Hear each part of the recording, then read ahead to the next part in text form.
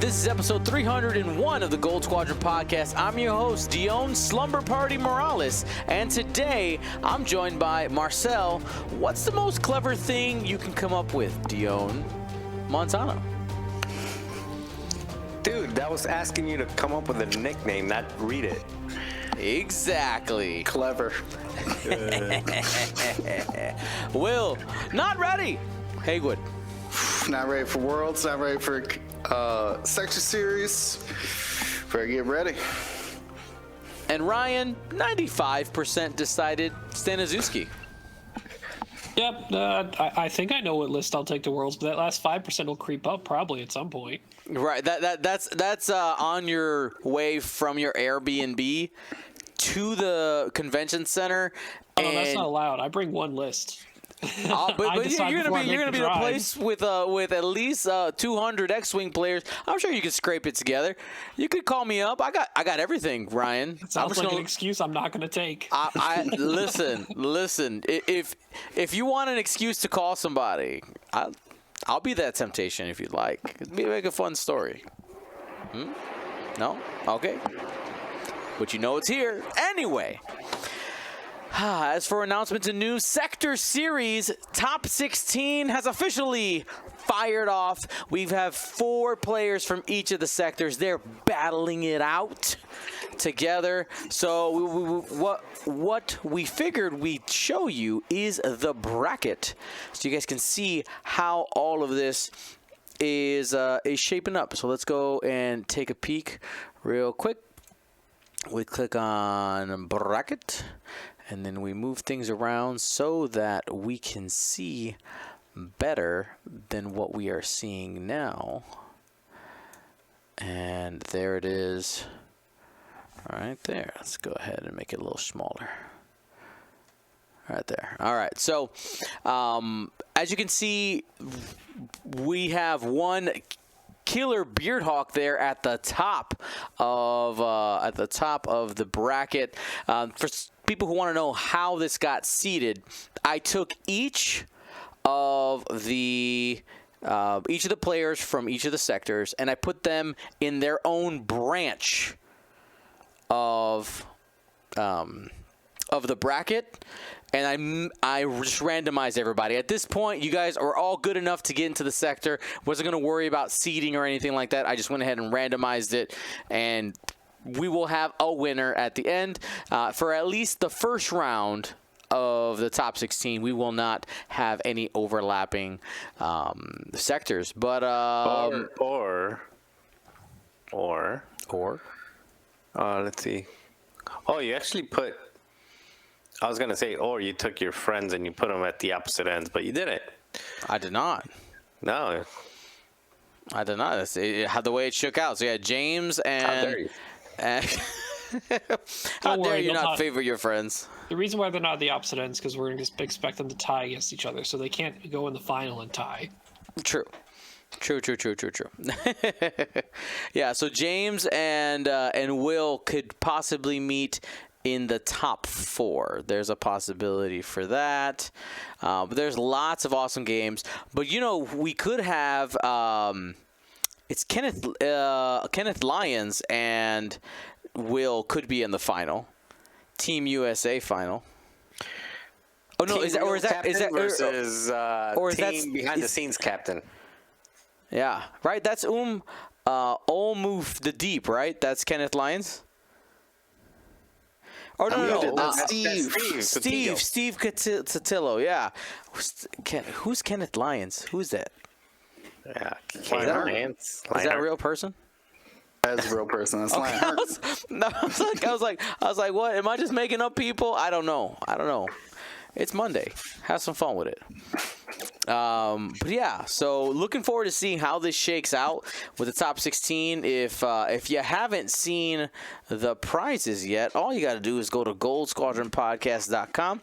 Remember, it was a free series, but we still offered prizes. We did hit our goal, so we are going to be giving away the following. We're going to be making some cards that we give away to the top 16, some Sector Series cases for our top 8. Top 4 will be getting those sweet Sector Series jackets, and the champion will get that Sector Series trophy, our inaugural Sector Series trophy. So, good luck, and of course, all the top 16, you guys at least get to walk away with cards. The only players to walk away with, let me say this, the only players to be guaranteed to have those cards, because I can't just print 16 copies of each. That's not really realistic. We'll probably give some of them away, but you guys guaranteed to get a set of those. Speaking of prizes, guys, I am officially getting word that people are starting to get their Galaxies prizes and their Patreon prizes. All the stuff's just kind of showing up, mail all around. So pay attention to your mailboxes, and some stuff might be coming. Have patience. It is coming in waves. And I am not physically doing it myself. That's being taken care of by Curled Paw Creatives. So, yeah, that's happening. It's super awesome. And we thank them for their service. Obviously, we're paying them to do that, but should be good stuff. Everyone went home with tons of loot. Yes, all the loot from the Cherokee Open. That looked like people had a good time. All right, so our big topic for today was that the judging crew from the World Championships has released an official addendum to the rules, and we thought it would be important to probably go through them. And of course, just like we've been doing the last couple weeks, we're going to talk about our Boogeyman of the week. Who's the Boogeyman, Dion? Who's the Boogeyman? I'm not going to tell you until you get there. You're going to have to watch. Or maybe you can skip forward and find out and come back. You know how to use technology. You can do it. I believe in you. It's Kanan, by the way. All right. Let's... You don't know which one. You don't know which one. Exactly. All right, so let's go ahead and let's get started here. We got 5 pages of important stuff to go through. Ryan, I'll let you take the lead. Where do you want to start? So I'd like to first start off by thanking the judges first for getting this out to us earlier. I think that the goal of this, and I think what everyone needs to realize, whether you agree or disagree, right? These are rulings and things being put into place by the world's judges that they specifically say they are not official. This is the first thing in bold underlined in the first middle paragraph. These are not officially sanctioned rulings by AMG or endorsed by AMG in any way. This is all coming from the judge staff specifically. These rules are intended for the use of this event only. The judges are trying to get ahead and get the answers to some unknown questions out for the Worlds event, so that you don't show up the day of Worlds and they go, oh, by the way, here's an answer to these questions. Yeah. And then you go, but I just brought my list. Right. So this is for us to have as concrete of answers that the World's judges can come up with. Whether AMG later on chooses a different answer, whole nother story. Right. If that's what they want to do, that's what AMG's going to do. Now, one thing I do want to preface / before somebody writes it in the comments, because I know it's coming, well, this is happening at the World Championships. How can they not be official rulings? You got to understand how this is working, right? AMG basically has contracted the judges to be like, hey, guess what? This tournament is your problem. More lovingly with that, and with more support with prizes and stuff like that. But essentially, they're saying, this is your thing. Take care of it. We trust you. And that's why they're empowered to do something like this. And rules addendums like this are not new. This is something that does happen at especially bigger events, where the judge wants to make sure that people have a clear understanding of the expectations as they enter the competition. I got beef with said judges. Well, not judges, actually. I got beef with said people put in charge, namely Chris Allen. Oh, ooh. Spill it. Beef. What's your beef? What you got? So I took a picture. I built Kayla's list because she went to go practice her list yesterday, right? We did a local tournament. Uh-huh. And it's the second time in a year that she plays. So I took a picture of the tie, because she's flying 5 Whispers. I took a picture of the 5 Whispers and I sent it to Chris. I said, hey, are these legal? and basically he roasted me, thinking that I was trolling him about flying whispers. And then I told him, no, dude, we're like combined, we're bringing 7.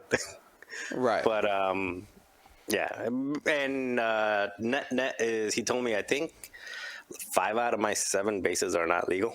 So that was sad, but that's not the beef. The beef is that he was making fun of me for flying whispers. He's saying you're wrong.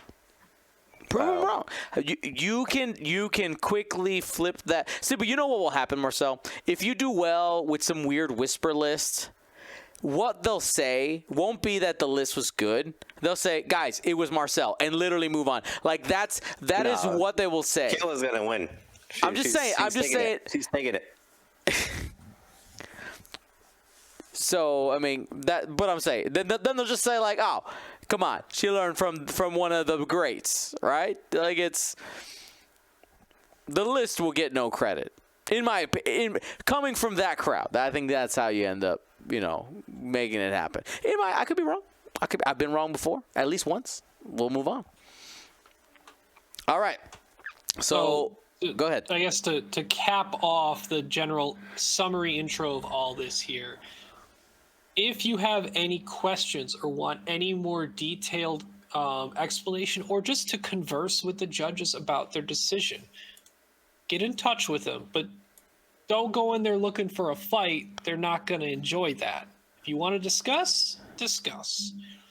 If you're coming in with fisticuffs already up, not really putting your best foot forward just to talk with the judges and just to have a conversation to maybe understand why they ruled a certain way that you might not agree with. And you know what? You may still end up disagreeing with each other, but that's okay as long as you do it in a gentlemanly, professionally, whatever word you want to make it nice manner. Have good manners, people. Don't be a jerk. Is the consensus there, right? Just be nice. They're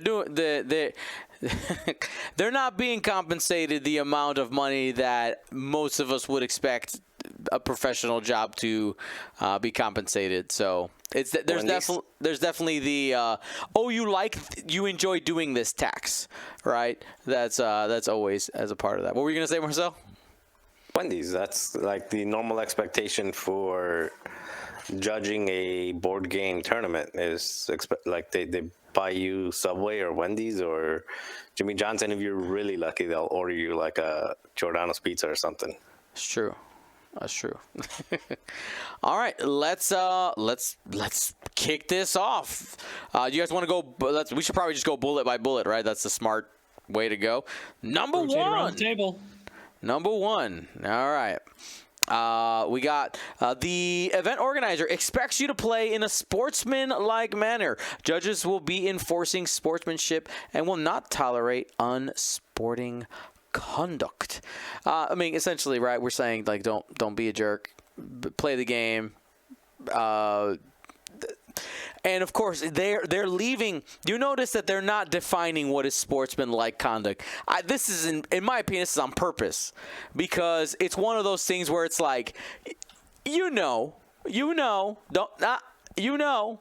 Yeah, And as soon as they try to define it, people will find ways around it. Yep. So you leave it open to interpretation by the judges. Just be on your best behavior. Don't be a jerk. It's easy. Keep it going, Will. All right, so the next one is all our players is a question format. Our players required to use victory point counters for score, the round tracker from the errata document or any other specific form to keep score. Players can use any method to track their scores and game round wherever. Both the round of the game and the score must at all times be clear to both players and to the public. The event organizers encourage and recommends players use a paper score sheet that tracks the score for each round. The event organizer anticipates having score sheets available. So it's great. Helpful tool. Make sure everybody's on the same page for the score, so nothing's forgotten or misrepresented. Marcel? S-foils or anything that has pivot wings, swivel wings, anything that's two-sided cards. Do you use cards, models, or tokens? Players shall agree on whether the card or the appropriate token shall be controlling, on which positions the S-foils or whatever it is that you're switching one side to the other. Miniatures will not determine or have an impact on the board state. If agreement is reached, it is recommended that the player with such, the player with the cards, they write it like a lawyer. Anyway, they recommended that the player with the card or with the ship that does that place a written note face up with their upgrade cards indicating what should control it. Players are expected to play in a not be a jerk manner. Now, it is written very lawyerishly.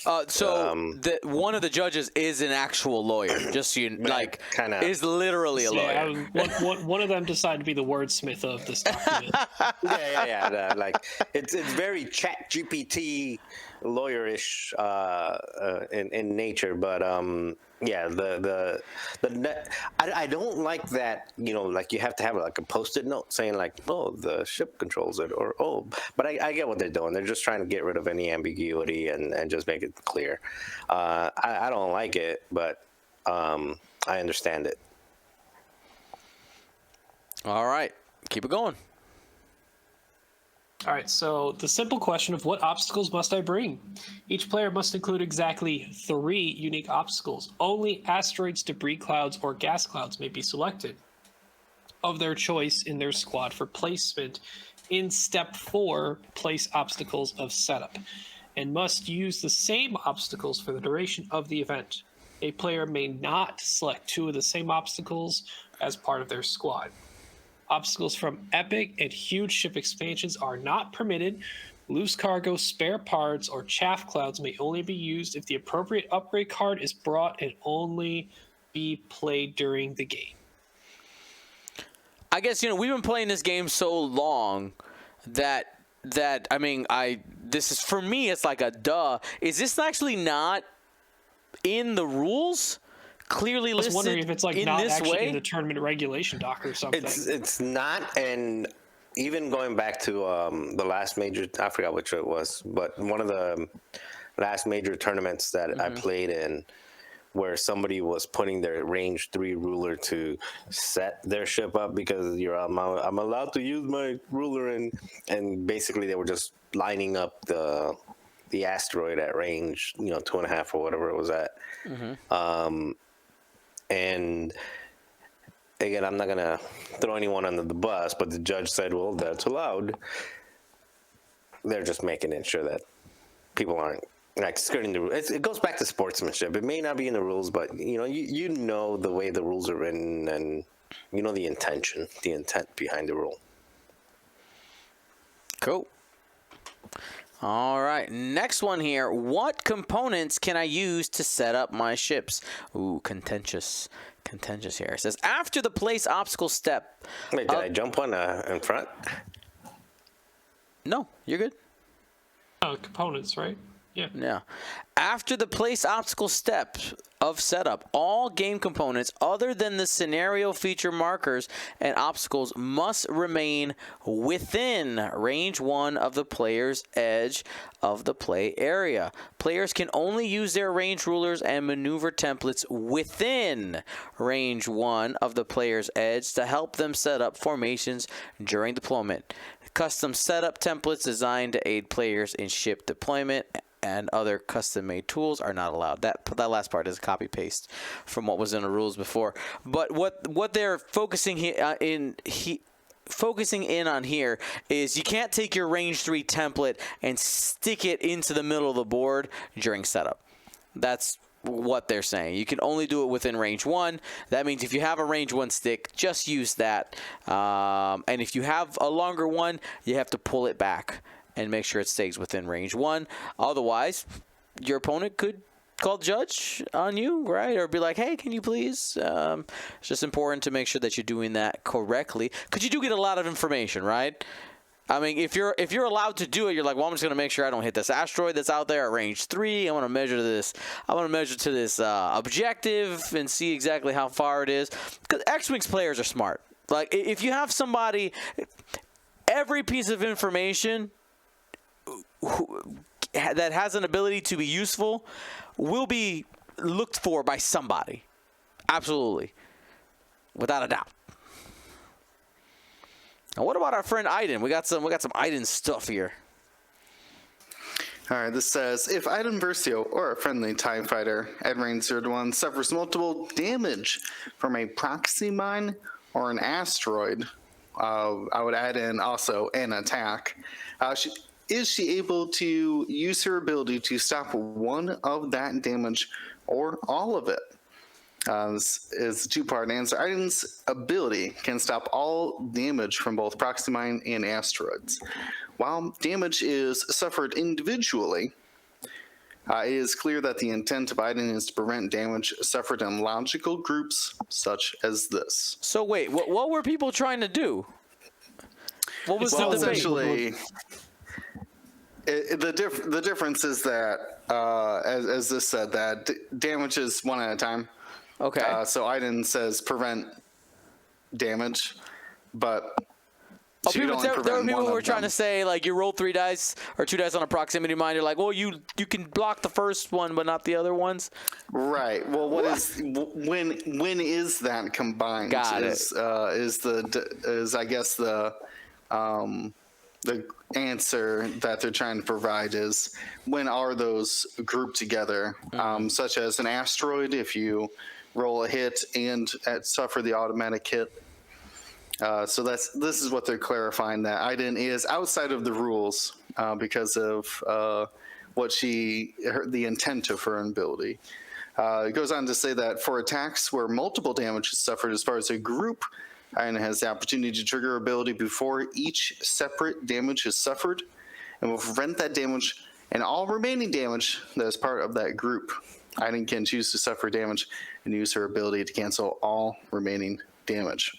For example, if Aiden has 2 uncanceled crits showing while defending, she can choose to use her ability to cancel both critical damage or suffer 1 crit and then cancel the second.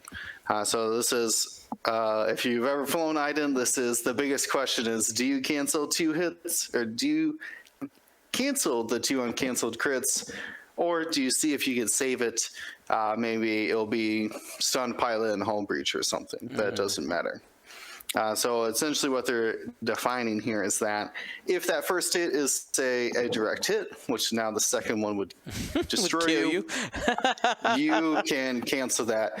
I assume you can also cancel the hit that you suffered then, but that's an assumption from a direct hit. That's not clarified in this example, but essentially Aiden is weird and she requires special rules.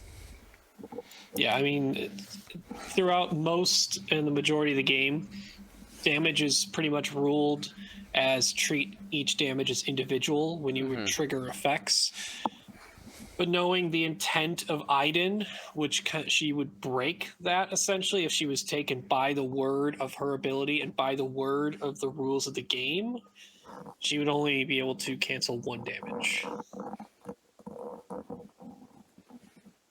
She's meant to be stronger than that. Much stronger. I mean, I don't mind her not doing that, though.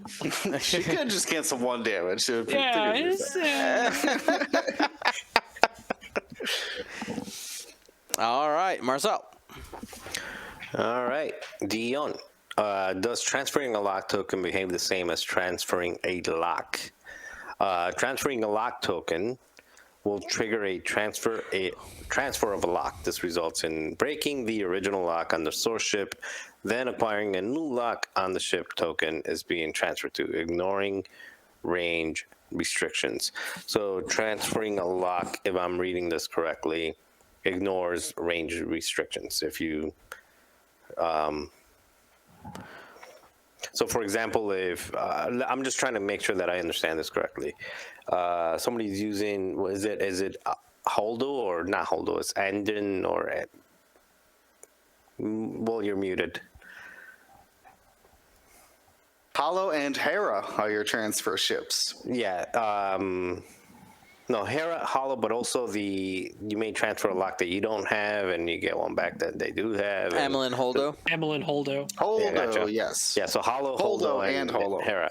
So basically what they're saying is if I have an enemy lock on me and the enemy is at range 3, I can pass the lock to a ship that is outside of range of the ship that locked me, so it doesn't require the range restrictions, right? Exactly. But it does if I require am- a lock, but it ignores range restrictions. Yeah. So is there any other element to that this covers, or just that? The double check horn right now.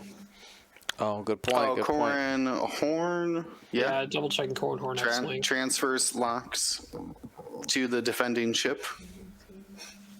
After you declare a defender of attack, if you have a lock on the defender, a friendly ship may transfer their lock token from you to the defender. Yeah. So this works like if you're trailing and you're not in range, you still get the lock. Yeah, So this is clarifying the Corrin. difference between transfer and acquire, correct? Is essentially what we're doing. I mean, the original Exactly. question is phrased as making sure that transferring a lock token is the same as transferring a lock. There may have been misunderstanding on the words when some stuff may have mentioned a lock token versus and other just a stuff lock. may have mentioned a lock only. in Fair, wording. fair. Okay, that makes sense. All right, let's keep it going. How does the quote point of destruction and excess damage done to separatist dirge get handled?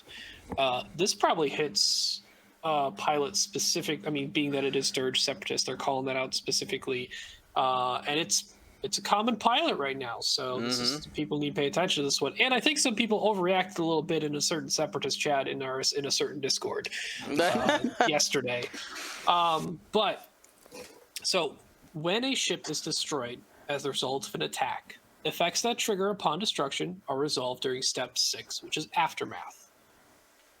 Outside of an attack, Dirge triggers when he has damage cards equal to its hull value, and then after triggering and resolving Dirge's effect, Dirge will suffer the remaining damage. So here's a really good example.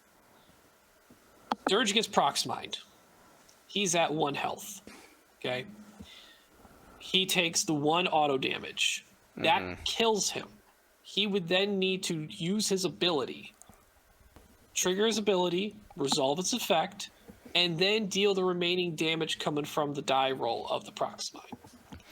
So this goes back to the suffering damage one at a time, right? Exactly. This is specifically, though, dealing because of Dirge's ability and when effects like his ability would occur. The reason why it doesn't happen during an attack is because his ability and the type that it is triggered during the aftermath, which is already after all the damage during attack is dealt. So during an attack, Dirge will basically be treated like he has been. Most people have been playing him, I assume, which is you deal the damage to Dirge. Oh, it killed him. It's the same as it's equal to his hull, or it's 1 or 2 above, or you overkilled him with like 5 extra because of like direct hit fuel leak craziness. After all that, you could trigger Dirge's ability. But when it's damage outside of an attack, it's damage done individually because there is no set spot for his trigger to happen other than when the damage would have brought his hull to 0. So, still treat Dirge as you normally would everyone, but only during attacks. Asteroids, bombs, etc., anything outside of an attack needs to be suffered he needs to trigger his ability as soon as his hull reaches 0. Resolve his entire ability, and then deal the rest of the damage if there's any more. Awesome. All right, there we go. We got that cleared up. Next one in the queue here is if Scorch gains a stress token, and Seventh Sister uses her ability to tractor Scorch, moving Scorch so that Scorch no longer has arc on the defender, can Scorch gain a stress to rotate and having the defender in arc again continue the attack, or does the attack immediately end when Scorch does not have the defender in the arc? So this is asking, how does that ability queue for attacking end up getting resolved if for some reason in the whole rotunda of effects at some point you end up looking away from your opponent? So the answer is if immediately before rolling the 2 dice during step 2A of an attack, Scorch has arc on the defender, Scorch may perform the attack. So everything that comes before the actual roll attack step doesn't quote unquote matter unless it makes it so that you are no longer pointing at the enemy when you get to the actual rolling of dice. If you have them in arc when it's time to roll dice, then you're fine. Even if you did a full 360 because some crazy effect lets you do it, you can loop-de-loop as much as you want. All right, do a little hold down, it's fine. All right. I'm the slow one here, so just help me out. Yep. And I'm also the one flying Scorch. Yep. Sure. So I run into said ship or a ship. Range 0. Bumpy bump. Probably a fair off with Seven Sister. And I have no mods. I have no stuffity stuff. I cannot. Actually, that's probably a bad example. But I take a that's a bad example. But the whole point is just start with you take a string. Just start with Scorch range 1 of fair off. Yeah, let's do Scorch instead. Or yeah. So I take if I take a stress. Yep. Does that mean that the dice, or another example would be I'm at range 1, and then the effect would push me out to range 2. So I would still keep the range 1 attack. Like I still keep the 4 dice. Because your attack was determined in the roll dice step, though. When you I guess that's what I'm saying, because they're saying that you still get to attack and stuff like that. So I'm just trying to.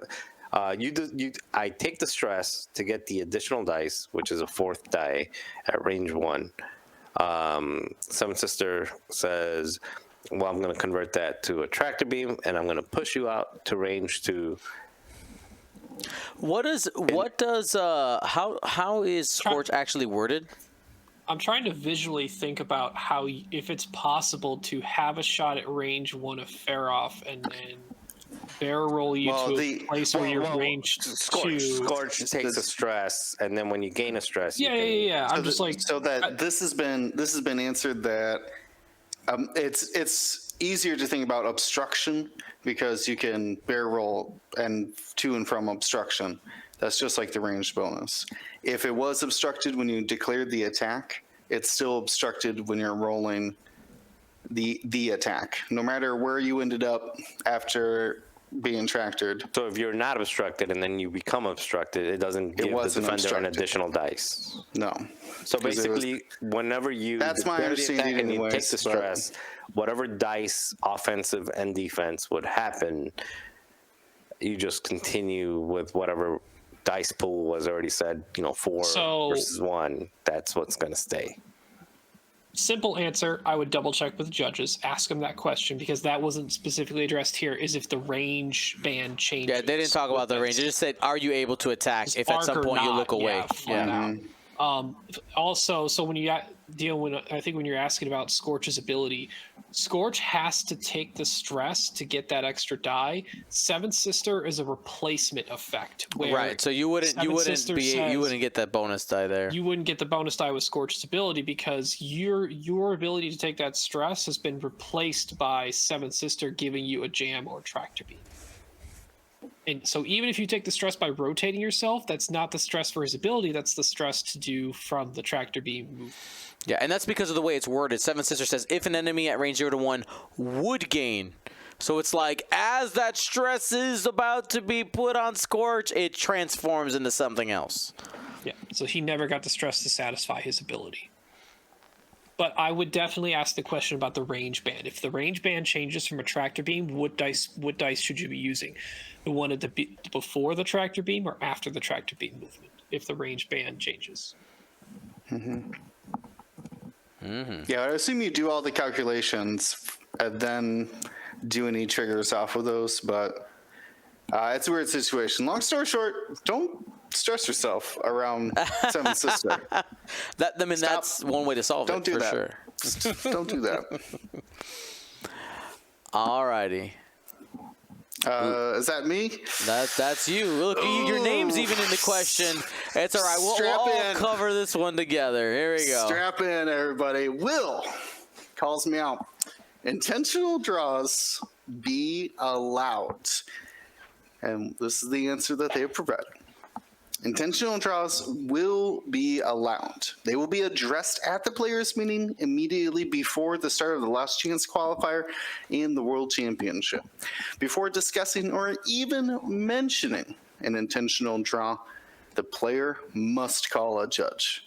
Only after a judge is present can you discuss or offer an intentional draw to your opponent. A player shall not discuss the benefits of an intentional draw with their opponent and shall not offer any benefit for agreeing to the intentional draw. As a reminder, players are required to conduct themselves in a sportsmanlike manner. Now, let's go reverse order for just 1 second. That last line is required to conduct themselves in a sportsmanlike manner. I assume they're saying, do not pressure your opponent into doing something they do not want to do. Do not be upset if they do not want to do that. Going further then, discussing essentially the benefits of essentially, we both make day 2, or I'll get you a soda, or whatever that might be. Right. So let's play it out. Let's do a little role play. I'm chomping at the bit here, but all right, there's a lot to unpack. Okay. I promise everyone's going to be okay. No, everyone will be okay, but I'm still chomping at the So bit. Will and I are paired, and I Be have the judge. Okay, I've determined. I'm looking at. I know where I am in the standings, and without saying anything to Will, I raise my hand and call judge. All right, I'm sure at this point Will's confused. Maybe he knows as well what I'm doing, but I haven't brought anything up. So I call him up, and Ryan rolls up. Come galloping over. Hi, Judge. I'm over here. Hi, Judge. I would like to offer my opponent an intentional draw. And this is the point at which Will determines yay or nay. Yep. And he can be given time to think about it, but there can be no conversing between you two about why you should or should not intentional draw. He can make that decision on his own. Okay, option B. I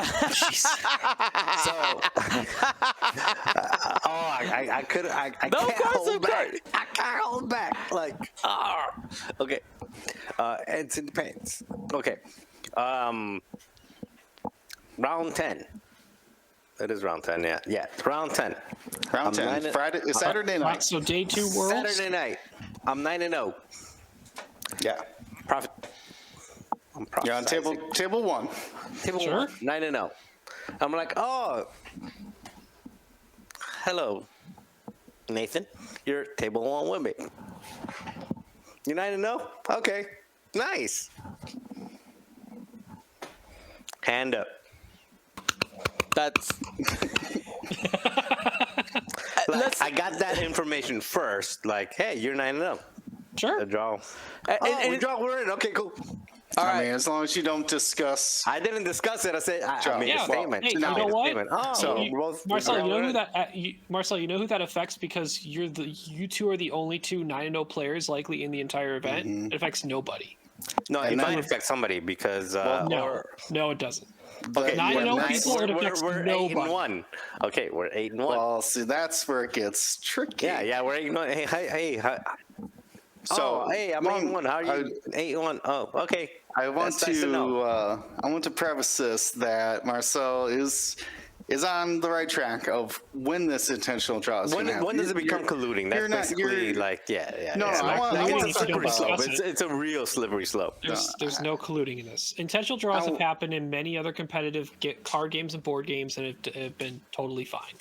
Right, but when are you actually going to utilize this is, I think, what I want to make sure is clear. And Marcel's example of being undefeated, last round of Swiss, that should guarantee you the top 8 because you will have no losses. Now, that's the question, though, Marcel. Is you're 8-1.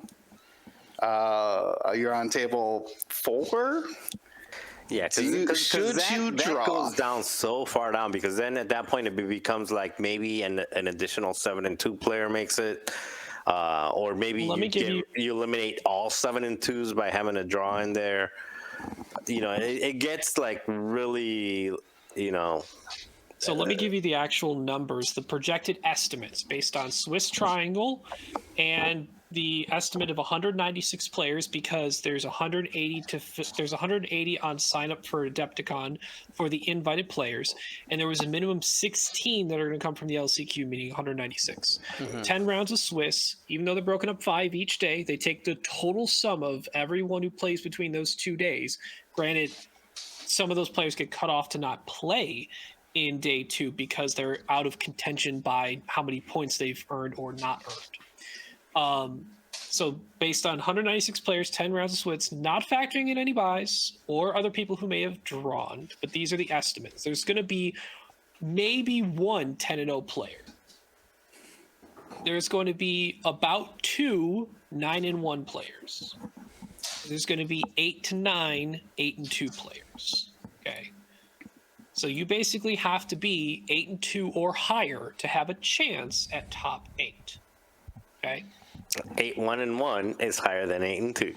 Correct. Yes. But so if your player sitting at 7-2 and you go for that win at 8-2 versus someone else, 2 other players who were 8-1, or not 8-1, 9-1? Oh, yeah, it was 8-1, right? 8-1. Yeah, you had it right. 8-1. They could go for an intentional draw if they wanted. That, you know, that might automatically put them in. Depends on everything else shakes out. Those are just estimates, right? So there's no the only guarantees is if you have a 10 or a 9 in your win column, all right? There's no guarantees if you have an 8 in your win column. If everyone that's 8-1 does an intentional draw, someone still might be left out. True. Well, that's the other thing too, is that if you're that leaves you a possibility. But if you're 8-1 going into the last one, going 7-2, like there will be no 7-2s in the top 8. Very unlikely. 7-3. I'm gonna 8-2. Sorry, not 7-2. 8-2. There will be no 8-2s in the top 8. Well, there will be. It depends on how many people are going to do intentional draws or not. I think there's going to be enough intentional draws to not be any 8-2s in the top. Now, I don't want this to be. The people who would have started that round at 7-2. Yeah, I get it. Yeah. But I don't want to get misquoted here or misrepresented. I'm not saying that's a bad thing. Like, I'm not against intentional draws. You know what? If you played your butt off for 8 or 9 rounds and you're at the top already, hey, get your draw, go get your beer early, or go get your dinner early, go hang out, go to the pool. I recommend taking your clothes off before jumping in the pool. But not all of them. Not all of them, but like at least like the outerwear, you know, like. But anyway, like, so I don't want it to go. I was just bringing that up more of a devil's advocate and anything else, but I genuinely do not think there's anything wrong with intentional draws. Like if you worked your way up and you already are 8-0 or 9-0 and be like, hey, you know what? If I draw my last 2, like if I'm 8-0-2, I'll make it in, or if I am 9-1-1, or actually that's impossible. If I'm 8-1-1, like I'm making it in. Right. Well, that's exactly what Baffle is asking in our chat. Will all 8-1-1s get in the cut? And that's because that's going to come down. That's going to come down to SOS. That's gonna. If you do know, not want to be the 9th person at 8-1-1. Let me tell you that. Or the 10th or the 11th, however many it is. You do not want to be those people. It's gonna come out to SOS, which will leave some people SOL. Because as I said, exactly. As I said, by the I would numbers, say not risk it, but there's going to be an expected 8 to 9, 8 and 2s. That's where there's a top 8 cut, so you have to cut 2 people out of that already. Right. So I mean, I guess the determination you have to make is you the information that you will have. You will know what your record is. You will know what your opponent record is, and assuming that we're using some type of software, I'm pretty sure it's going to end up being Roll Better. You'll be able to see what the strength of schedule of your opponent is. Compared to you, and see where your strength of schedule is compared to everybody else if you're in contention for that top 8. That is your determination. If somebody with a significantly higher SOS than you asks you for an intentional draw, and you have a low one, it probably behooves you to just play the game. Be like, nope. That's when you say, "Well, I will agree to intentionally beat you." And you make sure you stare at them right in the eye when you say that. And shotgun a beer or whatever beverage you get with you. Exactly. So yeah, no, I agree across the board. Yeah, intentional draws are not bad, and Marcel wholeheartedly agree that just because I saw some of this discussion formulate throughout the day. Mm-hmm. And there just seems to be people just poo-pooing people who don't play all their games. They've earned by winning a vast majority of their games early on in the event. Yeah, it's unfortunate someone else who may have lost 1 or 2 early on but have called themselves back may not make it because it wasn't enough, even though they tried hard to get it back into the contention, right? But you know what? You didn't get your W's. That's it's what you need. It's like the NFL. You win enough, you get that bye week during the wild card. Now let's not forget, the world's main event top cut isn't the only thing you have to worry about, right? The LCQ is another situation where this could occur if people feel comfortable enough. Because I don't know how public or known the amount of spots are going to be available. Because I think Chris has specifically said, I think on Fly Better or elsewhere, he is making that knowledge as limited as possible to limit the potential of people having advanced knowledge of how many spots are going to be available to get the LCQ players in there. So, because if you know the exact number, that's another spot where it might be advantageous to you, even if it's not to get into the top 8. Saying, well, maybe I want to take an intentional draw to guarantee that I am high enough ranked to get into the LCQ. That's another spot. It could even happen. I was thinking about this. It could even happen.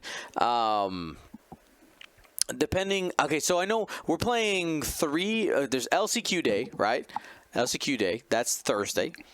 Friday is our the real tournament. The World Championship starts. How many rounds is that first day again? 5. 5. And you have to have what record to move on, or is it 8 top points? You need 8 points. So 3 wins, because a win is 3 points, is 9. So that's automatically, if you're 3 and 2, you're going to be able to participate in day 2 of Worlds. If you're, let's see, I think it's one win and 2 1 draws. And 2. Yeah. Yeah, I mean, that's 2-2-1 is what it would be. Yeah. 2 wins, 2 draws, 1 loss. That will actually allow you in there too. So I mean that's another spot where intentional draws end up mattering. And I see Lambolo, great friend of the show. I will say, even though we're the top 8 intentional draw does not necessarily directly affect everybody as a player who's going to be there, or a significantly small group. It matters in the narrative of the event, right? So when we're streaming and stuff like that, if somebody intentional draws, people are going to ask, how did that happen? There's gonna be these questions. So the more that we understand how to play that game at that high level, the more of an understanding we all have, and it's a lot cleaner for everyone. That way, when the time comes, you go, all right, that makes sense. Here's make one it thing to not keep in mind. controversial. Is even though there's a day 1 and a day 2 of the main event, it's still a combined number. So I don't know how many people are going to try and intentionally draw just to make day 2, unless there are specific day 2 prizes that people would like by just participating in it, knowing they're not even going to make the top 8 cut. There might be. There might be people who just want to play. Day 2 prize is? Being in day 2. Playing. Oh yeah, more Like games. literally, you flew across the world. Yeah. To an event, and you're like, I get to play another day, or demo Shatterpoint or other games. There's other stuff to do at AdeptCon. People who haven't been over here can go see the city. But some people just want to play, I think. Sure. I think there's side events too, though. But I think a majority of the variety are on Sunday. Right. All right, so I know that's going to be one that we'll talk about quite a bit on the broadcast, but for now, we will leave that to rest as we continue here to our next point. Marcel. Oh God, I talked so much on the last one, I forgot it was me. Okay, can I remove charge tokens, standard charges, 4 charges, shields, or am I required to flip them over when they become inactive? I'm not going to read that whole thing. Basically, you just got to flip them. They don't want any ambiguity, so if you remove it, there's going to be some question of maybe it dropped, maybe it flipped, or maybe you forgot to set it out, whatever. So all your tokens on the table, and all your tokens facing the direction or being on the side that they're supposed to be on, which I know is a struggle for some of us, but it makes sense. Again, little ambiguity, as little ambiguity as possible, I guess was what I was supposed to say. Yep. All right, let's talk a bit about dice rolling expectations, because everybody loves to talk about dice, right, Ryan? Correct type of dice discussions, I will say okay to. I'm okay with dice stats. People think I'm against it. I'm okay with it. You just got to look at them the right way. With both eyes, unless you only have one eye. Then both eyes and a fancy calculator. Go for it, Ryan. So, dice rolling expectations. Number 1, dice trays and dice towers. Dice trays and dice towers are not required. But unless there is an agreement among the players, a die that lands outside the tray or the tower, or wherever it rolls out into from the tower, must be re-rolled. So this is standard. But by now, if if you have watched GSP at all, like this is how we do it. Yeah, like funny thing is for me, I generally I have a dice tray, but I tell my opponent, I say, as long as it doesn't go on the floor, I'm not going to re-roll it just because it went out of the tray. Because I just want to keep the game moving. I don't want to it fell out and it's on the table. I just want to, I have the tray to help, but if it pops out, I try to tell my opponent, it's just still the roll anyway. But by default, under these rules, if you say nothing to your opponent and there's no agreed upon thing, if you roll in a dice tower or you roll in a dice tray, if it lands outside of it, you better roll it back in there again. All right, number 2, cocked dice. A die that is cocked must be re-rolled. A die is cocked if it is not flat on one surface. Before re-rolling a cocked die, ensure that both players agree that it is cocked. If there is a disagreement, call a judge. Stacking or balancing dice should not be used as a method to determine if a die is cocked. So, I've seen this interaction actually occur before. Yep. We've been there. Mm-hmm. A die has been rolled. It's just on the edge of a card, or a thick plastic card, or a token, or just the edge of the little felt on to the table where the mat and the table meet. It's probably going to be that result, but it's a cocked die. One player says, this needs to be rolled, it's a cocked die. The other player says, no, it doesn't. It could be the roller or the not rolling player, it doesn't matter. and then someone goes to try and call a judge, and the next person goes, no, look, and just like starts to try and balance the die. Don't do that. Don't do that. Just let the judge make a decision, and then no one's the bad guy. Look, judges will make decisions. They're okay being the bad guys. Don't do anything about them being, quote, the bad guy. You're supposed to accept their ruling and move on like they made the decision, and you don't have to worry about being angry at each other for it being players playing the game. Yeah, and if you're wondering as we continue to hit these, why, especially if you're newer to the community, or maybe this is your first, miniatures game, first Worlds coming up, there's so much debate when it comes to dice, and by creating some cut and dry rules, it takes away awkward moments. Because I have seen literally everything that's here happen, and the reality is, while 99% of people aren't trying to take advantage of you, we have seen people try to use ambiguity within rules to their advantage. Especially with the, oh, this is a cocked die or isn't. Like, oh, it's a, if you needed a crit, oh, that's obviously not cocked, versus it's a blank, oh, that's cocked. And even if it ends up landing in the exact same way. Did they say salvage mission or chance engagement? I don't know. I couldn't really hear. Ambiguity. If you play the wrong scenario at Worlds, there was a judge call that you missed a long time ago. DQ. Keep it going. I'll get the third one, then I'll pass it off to probably Will. Number 3, other dice that must be re-rolled. A die that lands off the table or accidentally falls out of your hand or dice cup while shaking them must be re-rolled. So, again, we've seen this. We've seen everything from it fell off the table, person runs over, sees the result, is happy with said result, and says, look, it's this. No. It's got to be on the table. Also seen this part number 2. Whether dice roll in the hand or in the cup, right? One trickles out and lands, and just is about to roll the rest, and it looks like it's going to be a good one as it slowly comes to a halt, and they're like, oh, I'm going to roll the rest because that's what the result I wanted. No. Pick that one die up and re-roll it with the rest of it. No game in the system, people. But I wanna. Too bad. All right, we got 2 more here when it comes to dice rolling expectations. Will?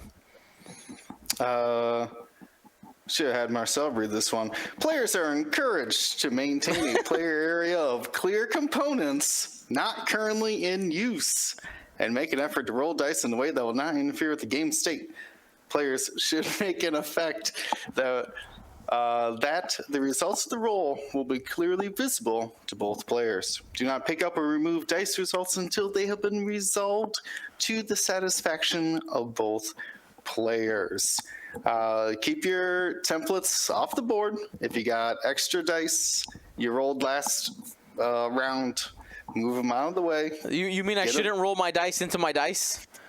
Yeah, don't roll the dice into your dice. Don't roll them into the traffic jam at the center of the board. Chuck them at the ships on the table. Yeah.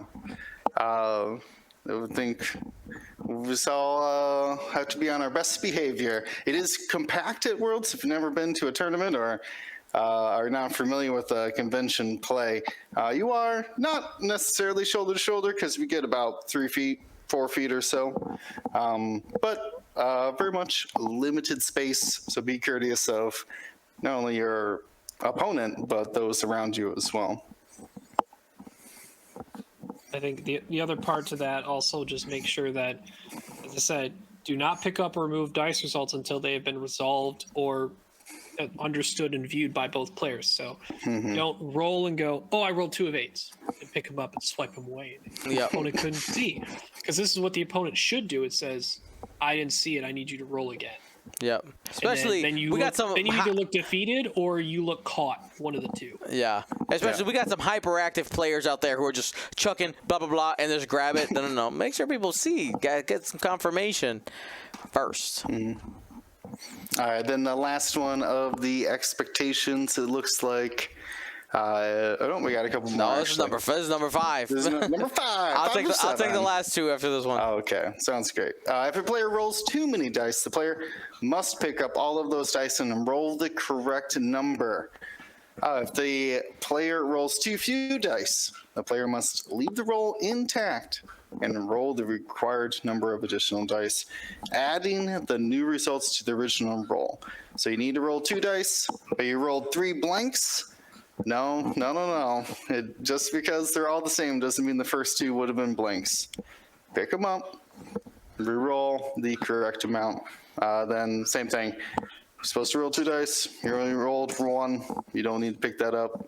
Just roll until you meet the correct amount. This is just needs to be stated to keep it consistent. Consistency is key for most of this. All right, the last 2 points here. When a player is instructed to re-roll a number of dice, that player must choose all of the dice that are being re-rolled before re-rolling any. So you can't just like pick one up, re-roll, pick another one up, re-roll. You got to do them at the same time. So I will say this, so there's again no ambiguity. If you happen to be flying, let's say Vader is a ship that is capable, that has Lone Wolf, or you have a ship with M98 and fire control system, you can roll one and then roll the other because you are being instructed at different timings of when to roll. So Lone Wolf, you're being instructed, you re-roll your one. Fire control system, you're being instructed, you re-roll your other. You are allowed to do it in those type of situations where there's different triggers that trigger different re-rolls for different reasons. But let's say, for example, if you are a ship that has Predator equipped and has Bullseye, but it also has a target lock from a prior turn stored up on that enemy ship that you're targeting. It's not, this is what you don't do. You don't pick up one of the dice you're considering re-rolling and re-roll it and say like, and just be like, oh no, I'm grabbing the other one to do my target lock because the other one didn't get what you wanted with the Predator re-roll, right? So you must denote how you're modifying. What is it? Can't you say, well, first I'm going to re-roll my Predator. I don't like my Predator, so now I'm going to spend my target lock on the 2 that I didn't spend? May have worded that incorrectly, but basically you're not trying to use it to skip out on not using one or choosing later to use the other, is my point. Mm-hmm. So, basically, you need to be up front with your opponent, or they need to be up front with you. Say exactly how they're modifying it, and you must follow the rules of how that modify has to go with re-rolling purposes. And last but not least, point number 7, purposeful manipulation of the dice in an attempt to roll them in a way that creates a specific desired outcome is considered unsporting contact. Don't try to manipulate the dice. Now, on this document, we also have some updated world-specific rules for Aces High. I think we'll go ahead and we'll hit that next week because I want to go ahead and hit our Boogeyman of the week. But those are the rules that are specifically added as an addendum for the World Championship. So make sure that you are ready to go. All right. So, my friends, our Boogeyman of the week is one Kanan Jarrus in the Hawk 290. Will, can you remind me what that ship does and why it makes people cry? Yes, I can. So, Kanan asks, when a ship is declared the defender, they can, if it's either Kanan themselves, now this is a Scum Hawk, there's a Kanan Ghost, but that's not the one we're talking about. Kanan Hawk.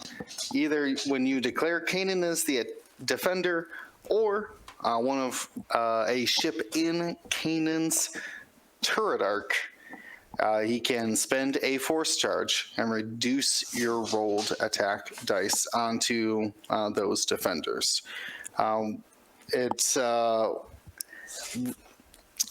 You would think with his single force point, this would be something he could do only once per round. But with the current loadout of Maul, being able to give him an extra force point, and if he ever takes damage, he can take a stress to recover a force point. He can do it up to 2 times, even 3 or 4 times throughout a single round. It's so good. So I guess some people may be wondering or curious, why would a hawk like this Kanan Jarrus hawk be a boogeyman? What makes this so concerning that we have it as a boogeyman of the week? It's not. We just got done talking about Anakin and this Anakin Skywalker in Republic, predominantly 7B.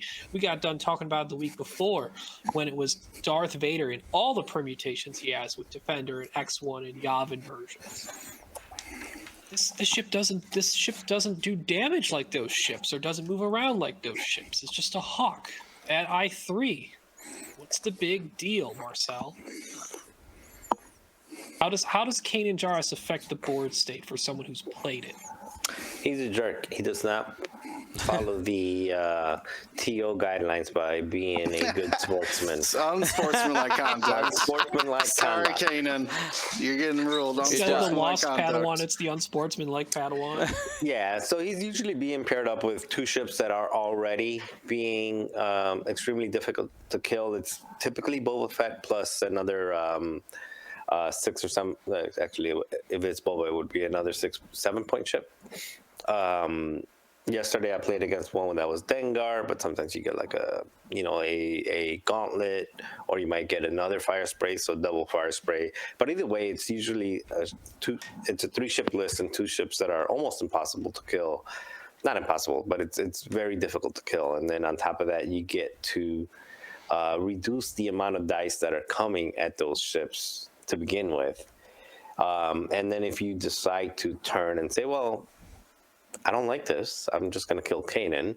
Well, Kanan can reduce the dice that are coming at him in almost perpetuity, because every time that he takes a damage, if you're rolling at him with 3 dice, he's going to roll 2 agility until you get the full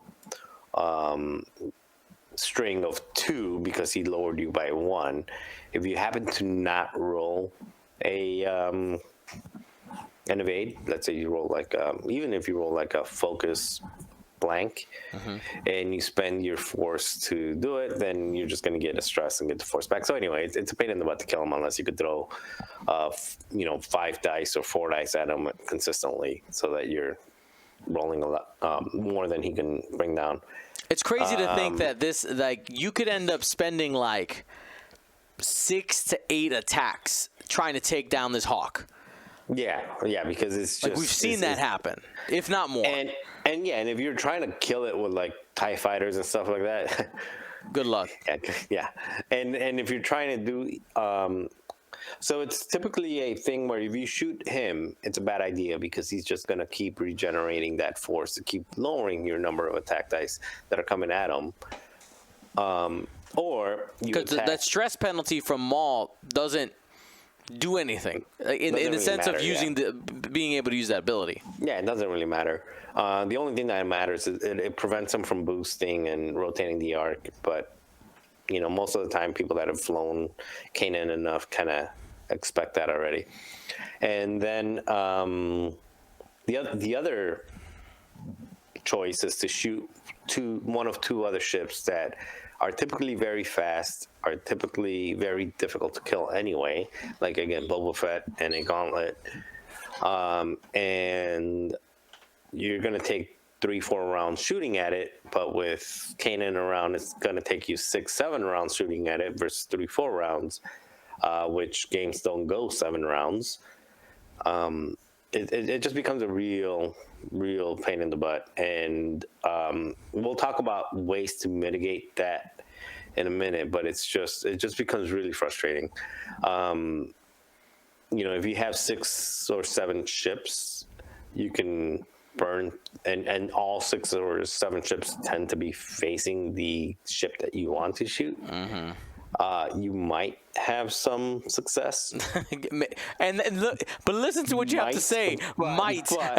Yeah, because then 2 of your ships will be shooting less, and then again, the ships that it's usually paired with, it will either have a reinforced with 2 agility, that being the gauntlet, or rerolls, focus, force, being Boba. And then if you don't kill it in that one turn, you'll probably not see that ship again for another few rounds to be able to try again. So it's a very annoying list. There are ways to mitigate it. There are ways to beat it. You just like we were talking about with Vader and Anakin, you just need to have a plan. You need to put some reps against it, against somebody who knows how to use it, not just against it. And have a plan of, if I run against this, what's my target priority, and what's the math behind it. Yeah, I think one of the things to watch out for is looking at what the path for the Hawk is, because where I have seen people mess up is if they set up in the middle and they end up getting flanked, where either Kanan has to make a choice of choosing who to protect from the two ships that it's paired with. Just gives you an opportunity to, especially if it has stressed itself and now doesn't have the opportunity to rotate, you now have a clear path. All right, okay, this is, I'm going to have X number of turns where Kanan will not be able to be used on this other ship. It's time to go to town on that other ship. And hopefully you have crit generation in your list, because that definitely helps. Because usually Kanan's rolling with 2 chunky other ships, a gauntlet and usually a fire spray as well. Yeah, so watch out for Kanan. He will bully. He will bully. Have we seen Kanan get paired with anything else other than essentially Rook and Boba Fett? Are we seeing it? Or I saw him with Dengar. It was Boba and Dengar yesterday, which was Dengar can be scary. Yeah, it was very scary because Dengar had overtuned, had proton torpedoes, and then had just had a number of toys that made Notorious. So if you shoot him, then the revenge shot will be modded with Notorious. So it was very scary lining up for the match. Now, having said that, I won the match 20-2. Okay, that's one way to do it. But well, 2 things. One of them is I got lucky that it was it was a scenario that favored you. Yeah, it was a scenario that it was a salvage, and that favors 6 ships versus 3 ships for starters. But 2 is again, just understand like where your opportunities are, and it was he lined up with Kanan in the middle, Arc facing Boba Fett, and then Dengar on the other side not being protected. But again, usually like the Notorious and the Revenge Shot will be, and then the Proton Torpedo with Overtuned will be a this what do you call it? The opposite of incentive. Decentivizer, whatever. Disincentivized. There you go. Yeah. Like, don't shoot at me because I'm gonna kill you. It just happened that by luck, I ended up choosing the correct path that he was going, so he never got his lock, and then I was able to tractor Kanan into a proton torpedo, not proton rocket, that just happened to like basically one-shot him. Again, those are all luck, and that was luck. What was not luck is feinting shots at Boba Fett, who everybody came at Boba Fett minus Gaelic and one of the one of the Whispers, just so he can burn the Force on Boba Fett, so that I can go ahead and target target Kanan later without like the less thing. But again, that's more of more than me saying that I made good. I think it was more of the opponent not approaching the match correctly, because in all reality, he should have put Kanan where the arc was covering both ships. Like, you don't want to set up Kanan and your heavy hitters on the opposite ends, because to your point, Theon, you have to then make a choice. Like, am I going to protect that guy, or am I going to protect that guy? And as soon as they've made that choice, you now have a path, right? You got to take advantage. Press it. Yeah. Correct. So there are other people that people pair him with. Another one would be like Eamon. I think we haven't seen Eamon a lot, or Eamon and Scarlet. Koshka. Yeah, is it Scarlet or Koshka? It's mostly Koshka Frost. Yeah, it's the one. So She's Koshka, got Boba Light ability. Things stress lets her reroll. okay, and then Eamon obviously throwing bombs in everywhere behind. And as far as how to approach it, again, it's just it's really just figuring out, if you can kill Kanan, great, but figuring out who's going to do the most damage to you, and playing kind of that cat and mouse game of feinting aggression while focusing on objectives, if that makes any sense. Now, I'm gonna get you. Actually, I won't take these points over here, but I'm gonna get you. I'm coming here, and I'm going to force you to position yourself to get ready for a barrage, but ultimately, what you're doing is you're trying to set yourself up to have your numbers get the objectives and get the benefit on them. I don't know if Will and Ryan, you guys, you played against this type of list, and you guys have like specific strategies or specific tactics that you guys try to employ to. Normally, I like the way that you described the feint of that, being like, I am willing to throw all my ships at you, Kanan, so you better leave. I better stop protecting your friends. And then either turn on him with full aggression, or he might turn away and you could focus on somebody who's not protecting. But yeah, I think that my go-to, it's more so the type of list than Kanan. Kanan is focusing on those two other ships most of the time, maybe 3 ship, or maybe like a 4-ship build, but normally just 2.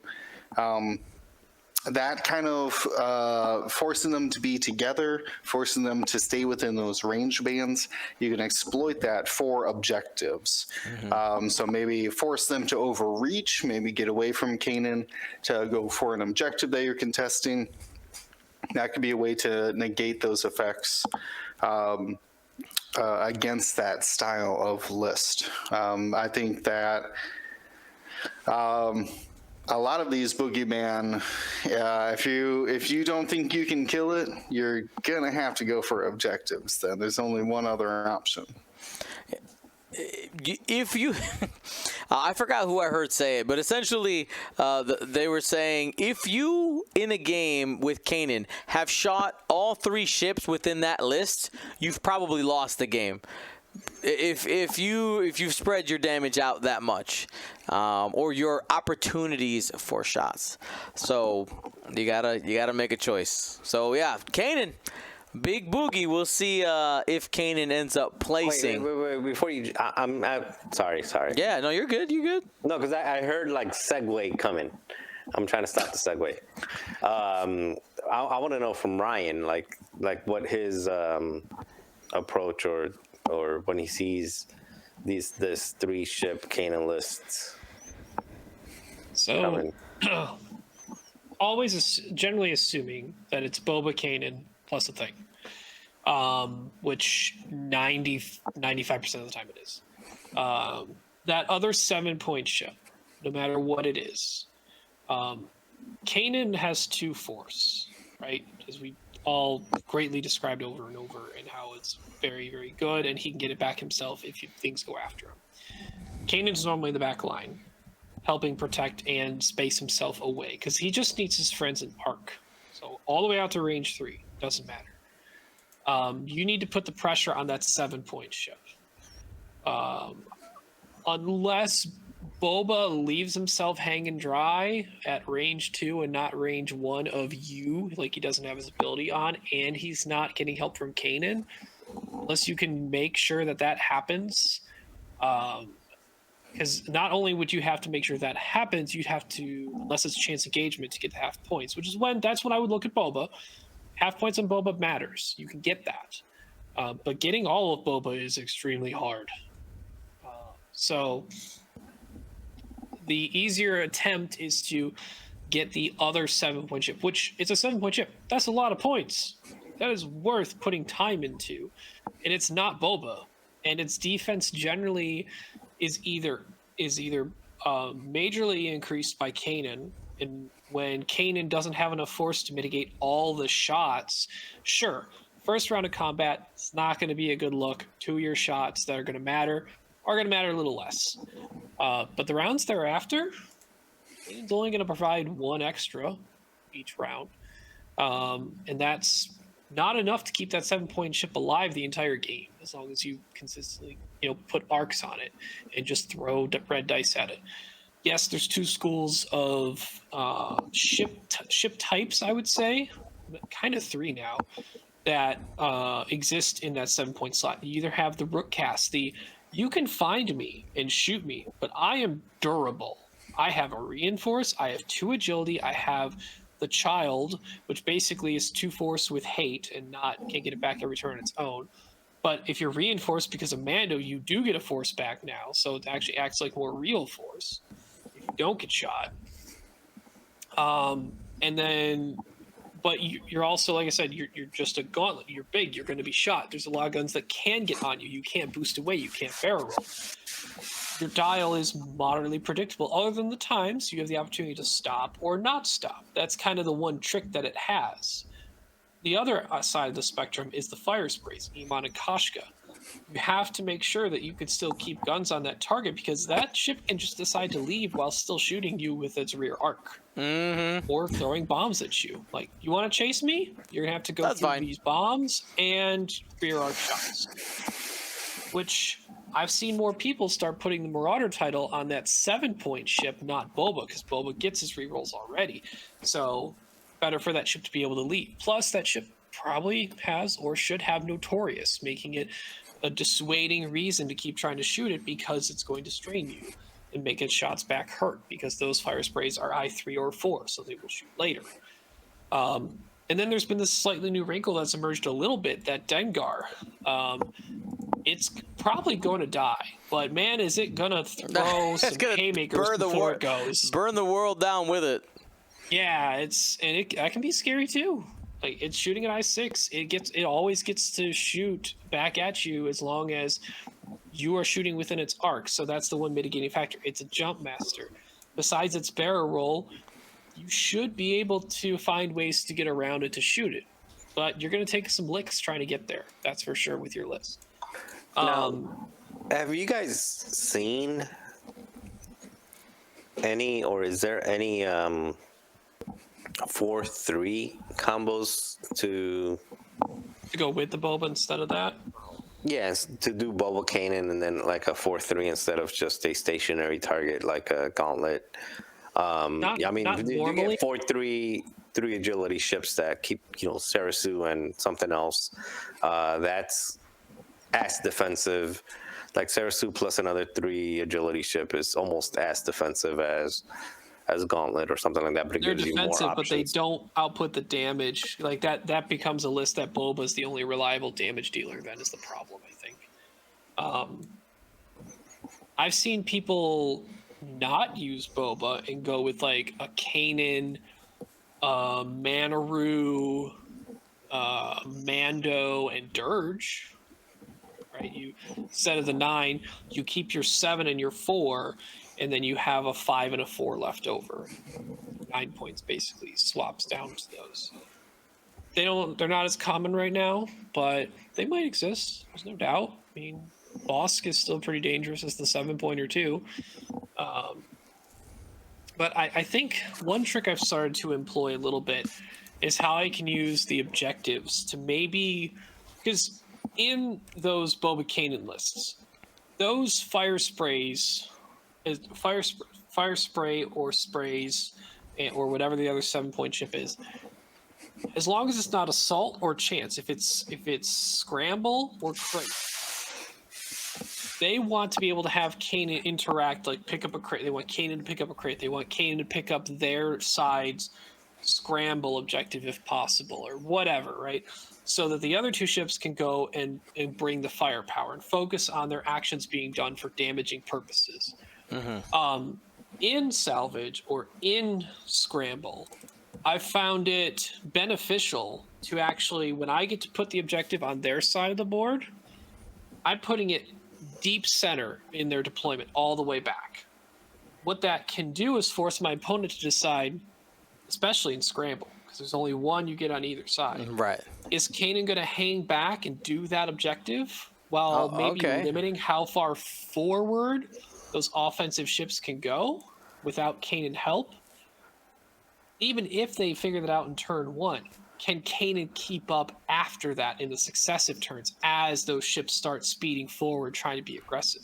I like that, Ryan, because that basically it forces your opponent to consider for another turn where they're going to end up going. Yeah, are they going to slow up their offense with their two other ships to let Kanan do his thing and then follow through afterward, but giving you objective advantages on your side of the board? Mm-hmm. Or are they going to let Kanan hang back and the other ships move forward? Or it's something that's not easy to manage that you could put on your opponent to do and say, hey, especially in scramble, salvage a little different because they get to put one down and you get to put one down on their side. So they may choose which one they want to go after. They may choose the one that's farther forward that they put down, but that's where you could put some obstacles around. I think whatever objective you believe Kanan wants to go after to get the one thing start ticking, whether it's the crate or the salvage button, sprinkle some obstacles around that on the path he's going to take likely out of it. Limit where he could go, limit where he can land and still do that objective action. And then he's got to find his way out to keep up with his friends to help the benefit and continue throughout the game. Because especially with Boba, or if it's double fire spray, those ships want to move fast and get in your face to stop their opponent from getting easy objective actions. Okay, just to summarize, I heard a call to ban Kanan. Is that? I mean, I'm good for that too. That might be our last resort. Awesome. Well, with that, my friends, Kanan will be on the prowl at Worlds, and we'll find out whether or not Kanan ends up being victorious. Here's my question. Kanan in the top 8, yes or no? And if so, how many? Marcel's saying no. I'm going to say there's going to be a lot 1. of 7 and 3 Kanans. I'll put it that way. Oh, there's going to be a lot, Ooh. but I think there's they have a lot of some of the objective play puts them at a severe disadvantage. Yeah, I'm going to go none in the top 8, but yeah, I think there could be a solid amount of them that make day 2, but can't survive the full Swiss gauntlet of scenario differences and players that might understand how to play against it better on that top end once they get to day 2. And then they're kept out of cut. I'm calling 1. I'm calling 1. 1 Cam Murray. I'm going to go one further with Baffle here and say 1 intentionally draws into the cut. Kanan way. There it is. I use my ability. Through peace. We shall persevere. All right. Love it, love it. Well, you know what? I would like to take a few minutes, if you guys would like, to talk about Mando, but we'll give anybody who's listening or watching an opportunity to walk away. Get out. If you would like, because we're about to talk about Mandalorian Season 3, Episode 1, starting in 3, 2, 1. I like squealed when Grogu hugged the Anzellans. I had so much joy in my body. It was ridiculous. Oh, you want to know what the one joy that I was actually very surprised that Sarah responded to? Whales! Oh yeah, the Purgles, yes. Purgles. Devin oh my went. God, it's the whales from Rebels. I'm like, oh my God, it's the Purgle, yeah. Yeah, Devin went. Purgles. What? and I was like, remember I told you about X, Y? And she was like, oh. Yeah. But I mean, they're You know kind that of extra dimension they travel through? There's whales that live there. Yeah. Actually. Oh, that's what you guys are talking about when they were going through hyperspace. Yeah. And there was like this, Yeah, what is it? What are those things? Like, what? They're whales. called hyperspace Purgle, but they're whales? basically space whales. Yeah. No, That's how hyperspace they. whales. Hyperspace. Yeah, they can travel to the dimension of hyperspace, and that's how they. We are just like as if I'm in Star Wars. The people are replicating what they can do with technology, but they can do it naturally. You want to know what the biggest discussion was between Kayla and I for episode 1? It's probably the dumbest thing to some of you, but it's like actually not to Dion. Dion could probably relate, especially today. Is how much of a downgrade it is from his original ship to what he's flying now, and like where's the bathroom? Where are you going to sleep? I'm telling you, don't like. His I suit's know, got a like, filter, right? Like, yeah, sometimes you feel like you can't make it. Like That's why he's he's got some Pepsi bottles doesn't in have the there. room, Like, but the ship's faster now, so he can get where he needs to. This is true. I gotta go to the bathroom. We landed now. I mean, like the the gas series. stations are getting some usage there. So he did start out as a series with Razor Crest as a bounty hunter. He needed all that space for his guns, his toys, people frozen in carbonite, all that stuff, right? But I mean, he's pretty much not bounty hunting anymore. No, but I mean, he come is on, officially like moved on to being the Mandalorian at this point. Like no longer. Even when Book of Boba Fett spoilers as well. But he didn't really do any bounty hunting for Boba. He kind of just helped him make sure that Mos Espa was cool or whatever. Then him and Grogu just took off afterwards. So like he hasn't really been doing bounty hunt. I don't think he really has a need for it anymore. Wait, did you say he doesn't have a need to go to the bathroom anymore? No, bounty hunting. To bounty hunt. He doesn't need that bigger ship anymore. He's reducing down. I don't know. I just know there's some cleanup happening. Yeah.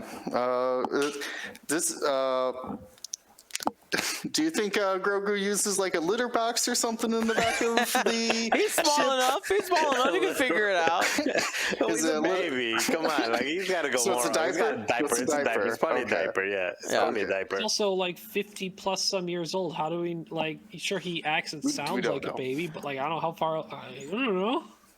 This is true. Yeah. So, my favorite thing about the episode is just it kind of sets us up to get ready for the rest. Like there was nothing. We had a little shootout with the pirates to remind you, like, hey, remember, Mando he's got moves. Don't forget. We're probably going to get it set up some possible drama with IG-11. space whales get set up for Ahsoka. Maybe that's, new ships for X-Wing. maybe. Yeah, there's the pirates. the Davy Jones Krill Swamp Thing space pirate. Swamp Thing. Yeah, I forget his exact name now, but Vane was his lieutenant or whatever. That was like Pirates of the Caribbean. I know. Right? We gotta get him in a scene to actually like sit that dude down and get a good look at him, because he is all swampy. But yeah, that scene. Shard is the Shard. That Gorian was Shard is the pirate. That main pirate. He is awesome. I hope that there's a bunch more space shootouts with pirates. That would be fantastic. So, what? Two questions, because one of them was the topic that the internet was talking about that I honestly didn't care about, and then which was like how they just wrote off in one line Gina Carano. Oh, whatever. Who cares? Yeah, like that's I actually didn't care about it. I was like, okay, she went off. She got it. She got recruited. Good for her. Yep. The other one was Bo-Katan, like. Oh, Bo-Katan's so sassy. She's salty. What was it? Like, I thought she was like all gun ho and stuff. Wave your sword around at the. Oh man, she's like so salty. Uninterested. But I mean, the dialogue. She said, "I tried to lead everybody," and they were like, "No, forget you. You don't got the Darksaber. Bye." That's why she's depressed. Yeah. But she's just like uninterested. She's not uninterested, dude. She's upset. She's done. She's burnt out. She spent up until this point her adult life. She spent her time that trying mode that someone may get in that like you can tell they're angry, but they're just being passive aggressive about it the whole time because they're past being angry like in an outward way. Mm-hmm. You could tell that they're on edge, but they're like, you know what? I'm just gonna be passive aggressive about all this. So can I ask you guys? I like talking about this Bo-Katan. So right now there's whatever spiders or radioactive mutants or whatever that's in the mines that Mando's got to deal with. Yeah. But what are the other antagonists for this season? We have Shard, sure, right? Mm-hmm. Is Bo-Katan going to be an antagonist, potentially trying to get the saber back from Mando? I think so. I think here's my prediction. My prediction is he'll get to the mines. He will have redeemed himself in his eyes, right? And probably fought some cool things down there. On the way out, you find just like a completely just like, I'm done with you. You really took it this far because you believe this cult, right? Because essentially they call them a cult. Not Death Watch. What is it? I'm forgetting. You're talking about the Armorers? Yeah, the Armorers. That group of bandos. I don't know if they have like. Bo-Katan did refer to them as people of the Death Watch. Maybe that's what it is. But man, that's true. It's House Vizsla is still like part of it, so. Mm-hmm. So I think at around that point, like mid-season, we're gonna get like a I challenge you for the Darksaber fight for sure. It's got to happen. And we still have to deal. If you remember in season 2, or was it season 2, or was it that random Mandalorian episode I think it was in Boba Fett episodes, right? Yeah. Where he's like trying to figure out how to fight with the Darksaber because it like got heavy. Like I want to see that play out. There's definitely an arc in the build between the two of them. You think there's a gonna be kind of a connection between what happens moving forward with the Bad Batch, with like the like the whole you guys saw the last episode of the Bad Batch, right? Like, well, I have not seen the most recent one. No, since they came back from the season. Well, yeah. Break. So basically, it has something to do with cloning, and like cloning special stuff.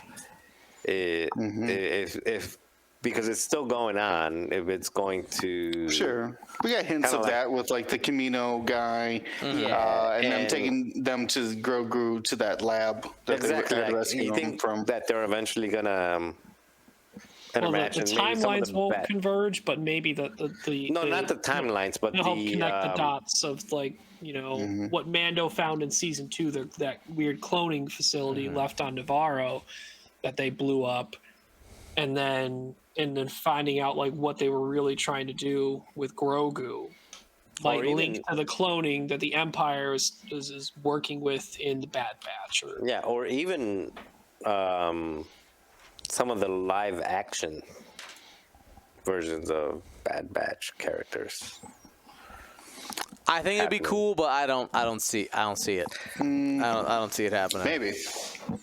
I'm making a boldish prediction for the last episode of season 3 of Mandalorian. Hit us.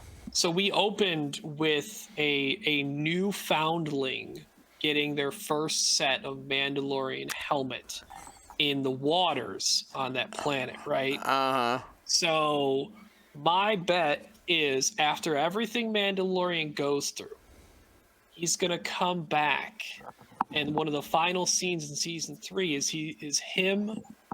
he's gonna be put in that same situation to get baptized, I guess, in a way, in those waters, to be reformed as part of that group. And maybe Grogu gets the same treatment too, and he gets his own little helmet. Yes, let's go. On the other end of the spectrum, though, I could see he gets offered that, is about to go in the water, and declines being allowed back in because he's realized through the journey this is not his way anymore. This is not the way. Really? I think the exact opposite. He's gonna raise up that dark saber and be like, take off your helmets. Stop listening to this armor. It's just full of nonsense. A change of heart in that way too, yeah. There's a quick way to take off the helmet with that saber, by the way. What are you talking about? Hey, Mace Windu did it a long time ago. This is true. Proven tactic. I will say, all those costumed Mandalorians in the beginning look so good. They're bringing those costume backs for a big epic fight scene or they have to. They spent all that time and money making those costumes. Suits. I mean, we saw it. I think there was in the trailer that they were like dropping out of a ship. But we've seen in like the other seasons as well that they're like defending Navarro. With all those Mandalorians, and those are some of the more epic shots of the seasons. Some of them had the Bo-Katan, like her faction, the Night Owl, whatever. The Night Owl. Yeah. Some of them did at the in the trailer. Oh, you're saying that dropped out? Okay. Yeah. Well, they said that Bo-Katan said that they left and went off to do mercy.